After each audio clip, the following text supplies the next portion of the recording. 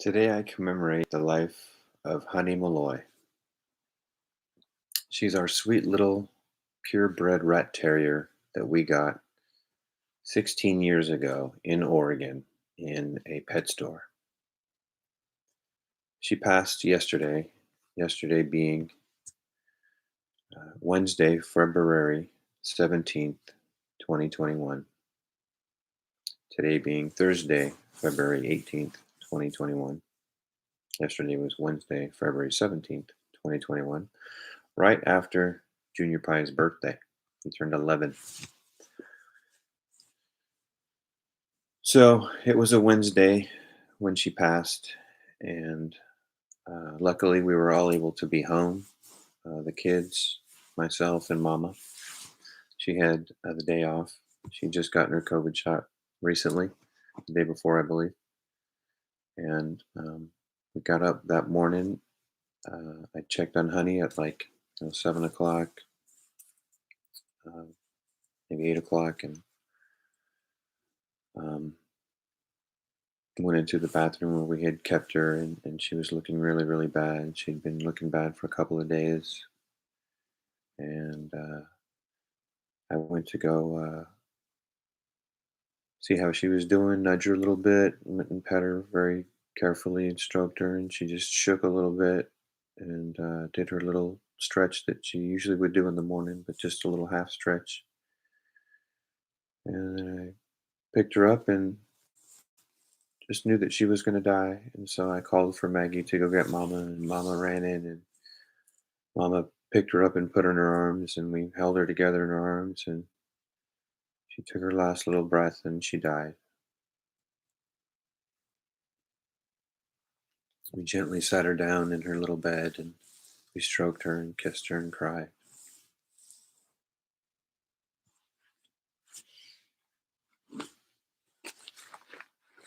By 9 a.m. yesterday, she was dead.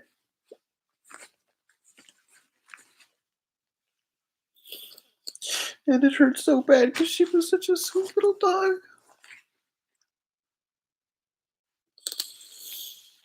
She even waited. I felt like she waited till after Junior's birthday on the 16th. She died on the 17th. For the 3 days before she had died, she was throwing up constantly. She wouldn't stop. She was 16 years old and very, very old. She'd been losing a lot of weight and kind of going senile and incontinent, everything that happens to life when it gets old. We had the worst snowstorm apparently in Oregon in the week that she passed here. Um, for about the last week, it's been a foot of snow here, and it's been fun, and we've been loving it. And it's been a winter wonderland, something the kids never experienced. It's new for all of us. And that's really the last 2 or 3 days of that snowstorm is when Honey really started to go downhill. She got a real bad cough from being in the snow, and she got this cough like she'd had once before where she just coughed quite a bit, all the time and wouldn't stop. And then it stopped and went away for a day. And then the vomiting started, and she just couldn't stop vomiting for 3 days and 2 days. And then on the third day, I believe, which was yesterday, she passed at 9 a.m. We had her buried in the backyard by 10:30. Had a little service for her. It's one of the saddest days of my life. I don't ever put up with a lot of death in my life because I don't have a lot of people in my life. I never have. But I'll now tell the story. That's the day that she passed, just yesterday. But I'll now tell the story of how she came into our lives. Such a wonderful tale. I remember Mama turned to me, Alicia, my sweet wife, turned to me 16 years ago, and it was a summer in Oregon, and we had just moved here, and we had our own place. We had a nice house. We owned it. It's one of the only times that we've ever owned property. Probably the only time we've ever owned property. Uh, we really enjoyed our house for the couple years that we were there, and So Mama turned to me one day and said, um, "I really want to get a dog." You know, and so I was into it. My mom Marlene had always had dogs, and they're really special to me. So we went out to the local pet store, and I think we were living in Tigard, as I believe where our house was in Oregon, and made our way to the pet store. And there was this little 18-year-old girl cashier, and she was feeding Honey Chinese food, like orange chicken. Couldn't believe it. Like as she's checking out, we're paying for the dog. She's like giving it orange chicken. It was livid. I didn't like that.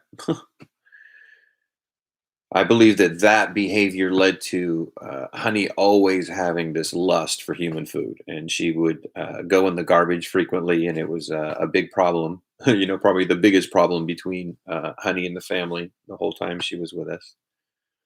But it was her love of human food. She just was always about table scraps and always under Mama's feet if something fell. Looking for something that would fall. And after dinner, she would bark to get out so she could just run over and pick up whatever food was laid on the ground. Sometimes she'd get scraps that people dropped or whatever. So we go and look at the dogs that are in this is back in the 90s. And they had all the little squares, cubes where they had the dogs, and there was probably 9 of them or whatever. Honey was one of them in there, and she was just so unbelievably adorable. I mean, she was like the most adorable thing in there, to me. She was like the one that caught my eye, you know. She was very similar to my childhood dog, which was, I believe, a rat terrier as well. Her name was Shasta.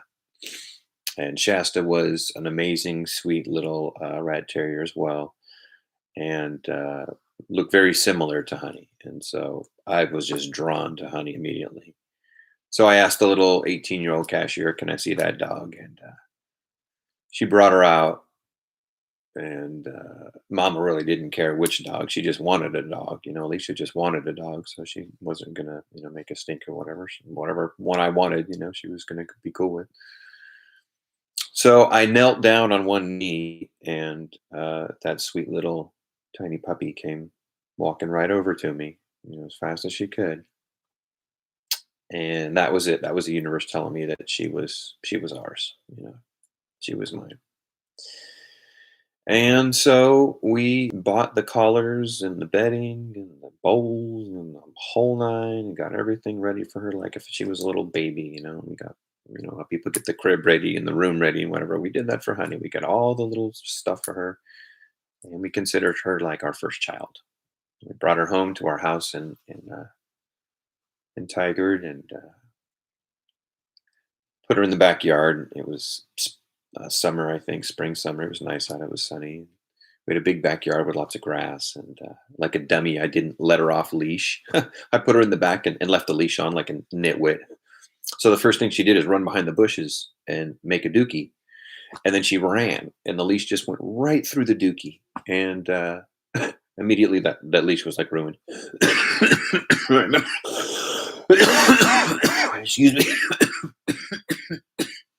It was so funny. I remember yelling to Mama Alicia, "There's feces everywhere. There's feces on the leash. There's feces everywhere."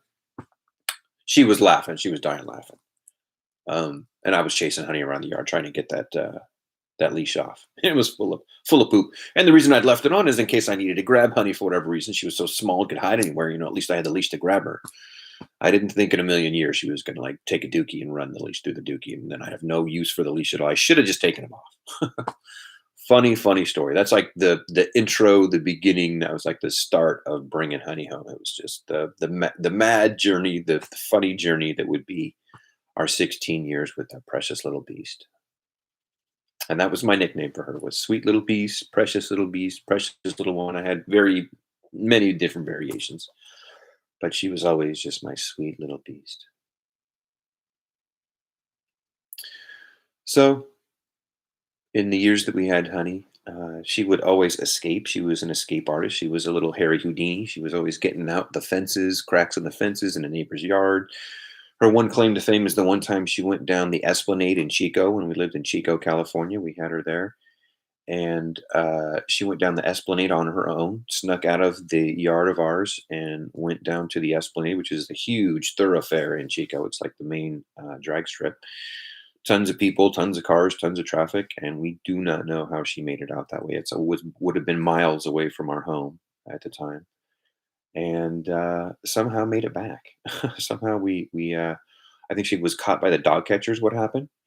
And we got a call from the dog catcher to go get her. And like Alicia tells the funny story how we had like our last 50 bucks for the week to like get gas and food and things we needed. And here's a call from the dog catcher saying, "Hey, you got to come pay 30 bucks to get your dog out." So we were left with like 20 bucks for the week to get these things or whatever, making our lives totally difficult. And we went and got her at a hawk, and she was always like that, always wanting to run away.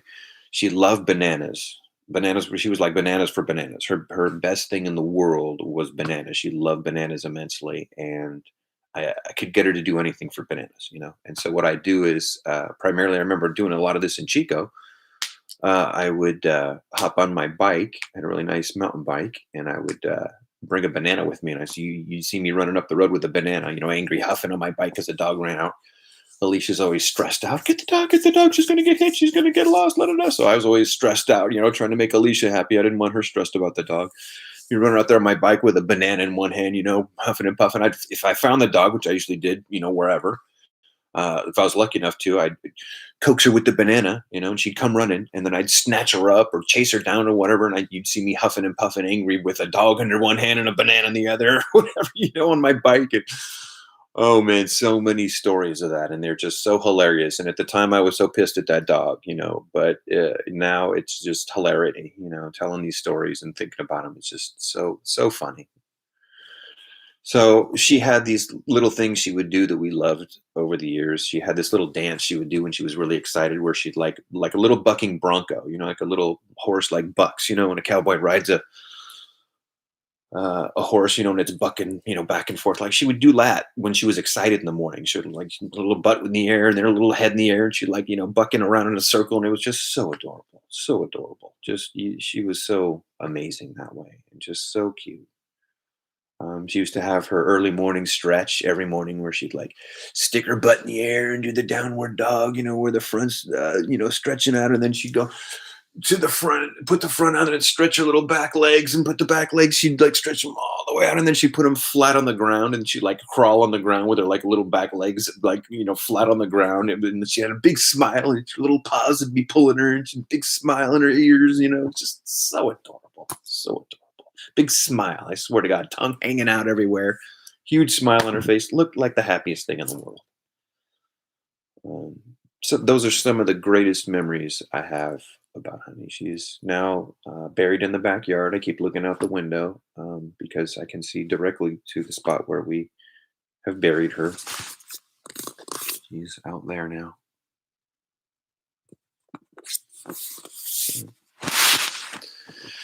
It's it's really really hard for me because, like I said, I don't deal with a lot of death. I've never had a lot of people in my life, and I suppose that makes it so when someone does die in my life, it's a lot more traumatic for me than most other people that are kind of used to it. But on the other hand, I've always said that because I don't deal with a lot of death, I don't really know how to deal with it. I'm not good with it, and I'm blessed, I guess, that I don't have to deal with a lot of crying and funerals and things like that. But to lose my sweet little puppy, as I told Mama last night, most of the people in my life have shown me nothing but disdain, but that little dog, man, she has shown me nothing but love in my life. And 16 years, Alicia and I kept that dog alive between her escaping and never getting, ran over in the street when she'd get out. And she's eaten all kinds of manner of bugs and slugs and birds and this and that. And like, we're just amazed that she has lived this long. I mean, I've even said over the 16 years that she must be part cat because she, I swear, has 9 lives. She has like survived at least 9 different crazy things that could have killed her. And what I see it as now is basically this storm, this worst storm that Oregon's ever seen or Sandy's ever seen, I guess. Happened recently, and it was about a week, and there was a foot of snow, and it's more snow than they really ever had over here. And it's like that storm hit, and Honey got sick, and the snow is now just melting from that storm, and she's buried in the ground now out here. It just breaks my heart, and it's so difficult to deal with. I loved her so much. I would love to just snuggle up with her. And she was so warm and so furry and so sweet. Always just wanted to lick my face. That was the one thing I always kept her from doing was licking my face. And now that she's gone, I just would let her lick all day long if I had her here one last time.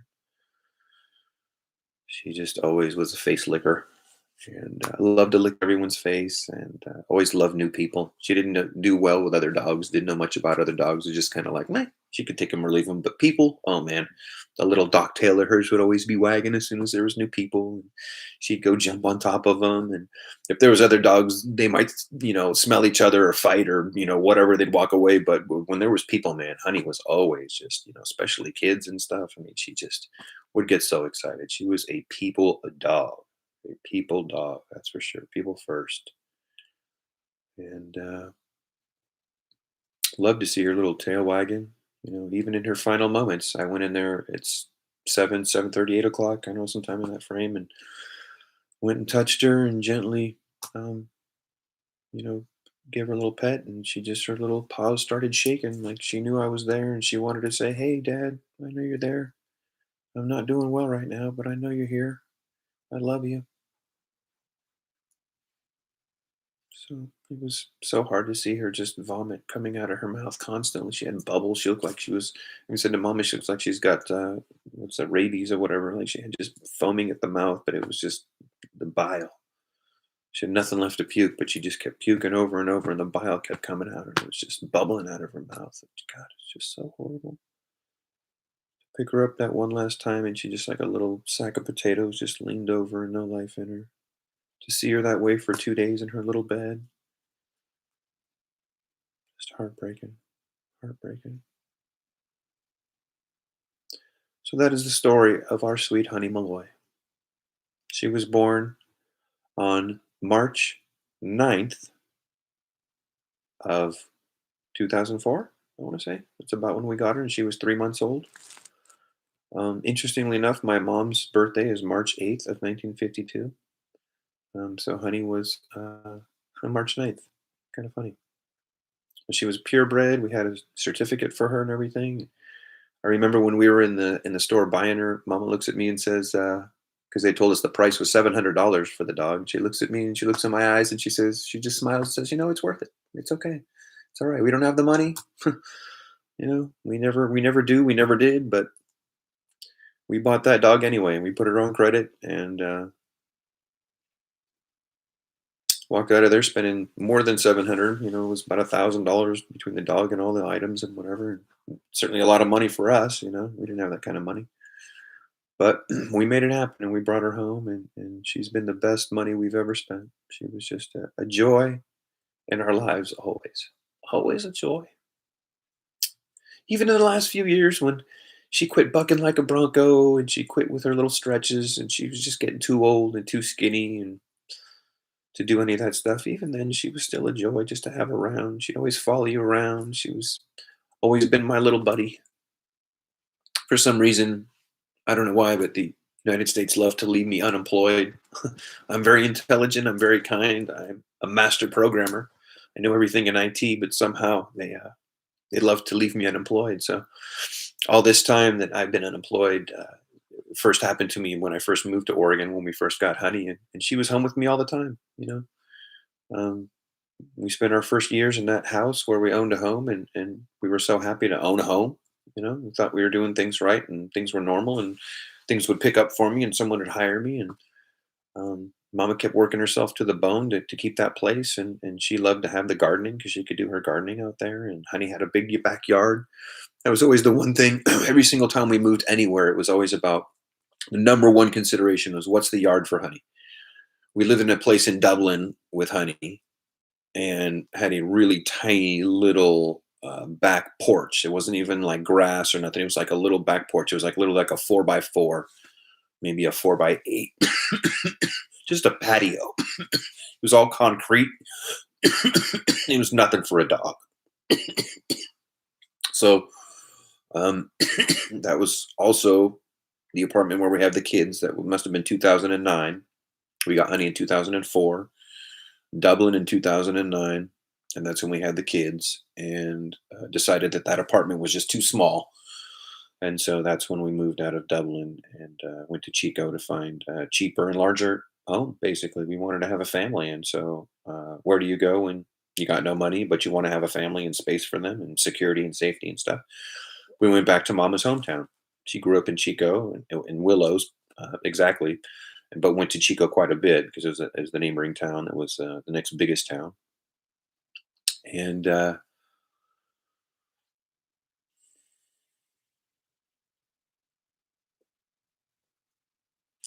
kids just got up. I think that's why I lost my train of thought here. But anyway, we tried to go back to get a big house in Chico, big yard for the dog. We made it happen. Dog loved the yard. And we'd always, everywhere we moved, the main consideration was what's the yard like for Honey? That was always number one. And it's funny, we didn't even consider anything for ourselves. Was there air conditioning? Was there, washers? Was there, things we needed? It was always second on the list. First thing was always Honey in that yard. Mama's always given her all the blankets she's ever wanted. I've always fought with Mama, why are you giving her so much blankets? You always giving her new blankets, blankets we barely even use. Honey always got the new blankets, new towels, this and that, everything. My Mama would always say, "Oh, I feel guilty. I'm never home. I don't get to take care of her, so I give her blankets." That dog has had so many blankets. So she was just a wondrous little dog. So sweet, so kind. Obviously, the best years were from the time we got her. Even though when we brought her home to the new house, all she did is chew up our socks, and boy, we got so angry with that. She was all over chewing up shoes and socks and stuff, and there was a lot of angst about that. One of my fondest memories of Honey is when I potty trained her, and I really, it was an amazing feat, really. I couldn't believe it. Like I'd never really witnessed anybody potty train. I knew that my mom had potty trained dogs when I was young, but I wasn't really privy to it. Um, and sometimes I think she got dogs that were already potty trained, so she really didn't have to do it. But I researched it when we first got Honey, and she was a little pup, and they basically said you had to like put her out on papers and watch her all day long, and as soon as she wants to poop, let her know. Pick her up off the floor and put her outside so she'll know don't poop on the floor, and that's really the only way you can do it. And so I'd spent months because I was unemployed. I was trying to get a job, always trying to work, but nobody ever wants to hire me for whatever reasons. And so I had the time to spend to actually get her potty trained. And for months, I would have her on the paper on the flat floor and be watching her like a hawk in a pen. I had a little barrier so she couldn't get on the carpet. I'd section her off in the kitchen. And I'd always grab her and go put her outside. And she never was getting it until one night it was raining. And I took her out and I put her on her leash outside in the rain. And I put the leash around the faucet, the water faucet that was outside in the backyard. And I said to her in the rain, I said, "You go poo poo." And I went inside and I came back out, and lo and behold, there was poo poo. She had done her dookie out there. And so I said, "Good girl, good girl." Gave her all the congratulations and all the love. And I brought her in. And from that moment on, she never, ever dookied in the house again. Not until she got old and she was incontinent and lost her mind and whatever. But for the next like 10 years, 11 years, she would always scratch at the door and say, "I gotta go, I gotta go," and never do anything in the house. She was always potty trained and housebroken. And I did it. I did it. It was something amazing. I didn't know that I could do it. I didn't have the confidence to do it. I didn't know that she'd listen to me. I thought it might turn into a nightmare where she might just be dookie all over and we'd have no control. And certainly Alicia wasn't. Alicia had a different methods to control Honey. She used to use food and stuff to try to control Honey to do what she wanted. But I was the one that was going to have to potty train her. Alicia was always working hard and always had a job to go to full time and didn't have time for that kind of stuff. So I was amazed that I got Honey potty trained. I just couldn't believe it. So that was one of my biggest claim to fames. It was we had always considered Honey being the precursor to having kids. So We always joke that if we could keep Honey alive for any extended amount of time, maybe we'd be good parents, you know? And, uh, and she certainly was the springboard for that, and she showed us that we would be excellent parents. We took care of Honey, I mean, no matter what. No matter what, we took care of Honey. She was always the primary concern. She was basically always thought of as like the first child. She was always referred to as like the big sister to the kids, Daniel and Maggie, when they were born. And she's just been this huge, huge part of our life. And I thank Alicia, my wife, for getting Honey and for suggesting Honey all those years ago. I certainly, didn't think about it or have any interest or anything. I just went along for the ride, and you know, now that the ride's over, Mama says that she's so relieved because she had to do so much to take care of the dog, and she did. She's been a champ. She's been the mama, to be there and take care of the dog no matter what in all situations, and worry the most about the dog. And I'm always there to support and do what I can and whatever. But now that Honey's gone, it's like the roles have flipped. I'm the one crying and moping about the dog so much, and Mama's like, "Man, I'm kinda glad she's gone, it's been hard on me. I don't get sleep at night, and I don't I always have to clean up stuff and this and that." Excuse me. I've been doing a lot I've been doing a lot of the taking care of the dog recently, taking care of the cleanup and this and that, whatever. Um, she's never really had much to clean up after, and I've always cleaned up after because I've been the one at home, but, it's really gotten bad recently, and, basically just too much for either mama or I to handle. Mama was saying she researched it, and most people can't take a dog in their later years where they're incontinent and they're having dementia and this and that because they don't want to seem that way. And they can't deal with it, and they don't have the time, the energy, the patience, the resources, anything to deal with it.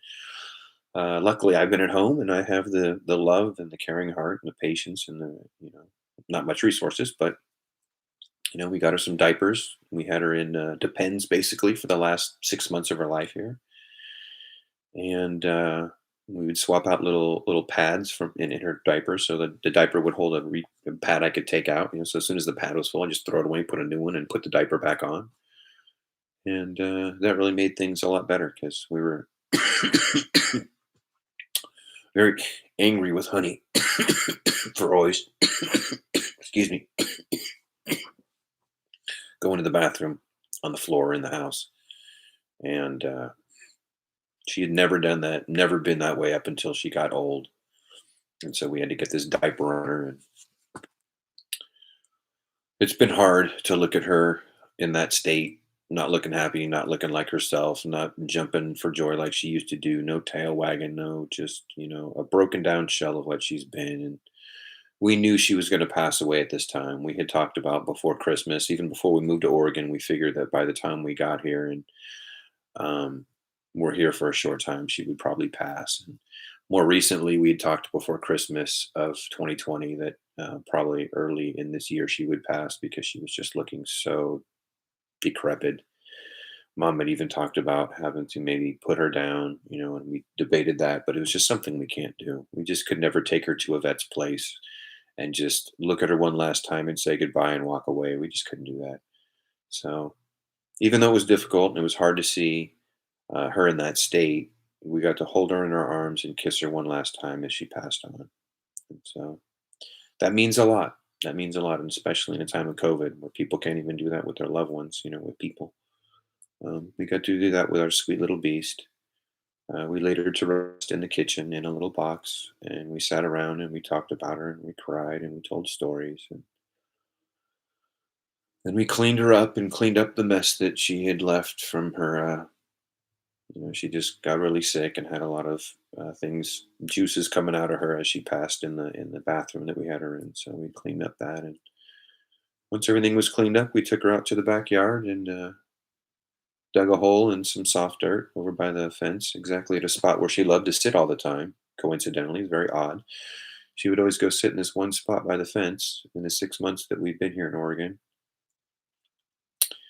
and so we buried her in that spot, and she will always be in that spot and always be in my heart. and her little grave will be here in the back of this house in Oregon. Um, Today's date, I know I said it earlier. It is Thursday, February 18th, 2021, and I currently reside at 18095 Rachel Drive in Oregon. So that's where my sweet little beast is going to remain forever. We wrapped her in her little blanket, her favorite sweet little blanket, soft little blanket, and we laid her to rest in a hole in the backyard. And then I had to cover her up with dirt. It was horrible. It was difficult, and I'm crying and I'm broken, and I don't know how to not feel numb. I don't know how to have fun. Everything I do doesn't matter because I hurt. But I wanted to commemorate her sweet little life. We have a small tribe here in the Meloy tribe, and we just lost one of our own. Maggie loved her so much. Junior did too, but in a kind of off way, from a distance. He was always cool with the dog, but he didn't love her quite like Maggie, myself, and Mama did. We would snuggle that dog and love that dog and do anything for that dog. And we all took the best care of her we could all the way to the very end. From the beginning, when we took home all those things for Honey from the pet store and all the things that we bought for her over the years, toys. I mean, she had her own bucket, her own box, her own tote of Honey stuff. And there's just a ton of stuff in there. I even bought her a little toy in this last 6 months, a little squeaky toy that I just thought she'd enjoy ripping up. Something she used to, back in her heyday, she'd rip that thing up in a minute. But these last 3 days, I couldn't even get her to eat a banana. And that's when I knew I might lose my sweet little beast. She was just laying there in her bed. I put a banana next to her, and her nose wouldn't even sniff it. It was almost like she was dead for the last 3 days before she actually died. But she was vomiting and breathing and, not quite passed. I'll never forget her little paw shaking. After she quit breathing, her little paw kept shaking, shaking. And then after like 5 minutes, it just very slowly then just stopped. Yesterday was a very heartbreaking day. And we say that Honey was sweet enough and kind enough to not break our hearts on Junior's birthday. She waited an extra day, the day after his birthday, to pass on. And she didn't want to go. She didn't want to break our hearts. She wanted to be with us forever. It's like when I came in and I checked on her at 8 o'clock, and she just shook a little bit and did her little stretch, and that was her little goodbye to me. You know, 16 years we kept that dog alive, kept her from getting ran over. Had to get her out of the pound from once for her escaping. I mean, that dog's got 9 lives and then some. But yesterday, all expired. 9 lives, or she lived her last one yesterday. So today, I commemorate the story, the times, and the wonderful life that this little Malloy tribe has enjoyed over the years with that sweet dog. We've talked about maybe getting another one. It'd be wonderful if the kids could know a little bit of a puppy, in their time of being kids. They're getting to be 10 and 11 now, which is kind of old, um, as far as kids and puppies go. But, it'd be nice to have another puppy. Definitely hard when they pass on, but those 10 years where they're happy and healthy, and you really get to have a great life with them, it's just so worth it. You just make life so wonderful. She's always been my little crutch, always been at home with me, my little buddy when I had to be alone through unemployment. No, no doings of my own, for no reasons of my own. I have to wonder why I can't have a job like everyone else and make money like everyone else. And in those times of despair and desperation, wanting to help my wife so dearly, she works so hard, and I just want to contribute. I had my little dog there to keep me there, to keep me sane, keep me from, doing something horrible to myself. She kept me alive, kept me happy, and she's done that for all the years that I've had to deal with unemployment. So um, it's really a sad day that she's gone, and she's provided so much to me. I called her my crutch. You know, I had a father that left me. I got a society that doesn't hire me, so I've had my sweet little family, my sweet wife, my kids, and my dog. And yesterday I lost my dog. So I love her dearly with all my heart. and I'm making this video to commemorate her. The kids are getting up for school now, so I have to go, but I'm sure I'll probably get on here and talk about her again. I love her so much, and I know I'll be with her when I pass on. I'll be looking for her. She was just the greatest thing. She brought joy and happiness to all our lives for so many years. And yesterday we all cried very, very, very much for that dog. That's my first video on commemorating the life and times of sweet Honey Meloy. She was uh, March 9th, 2004 to Wednesday, February 17th, 2021. That was the life of our precious little Honey Meloy. We love her with all our heart.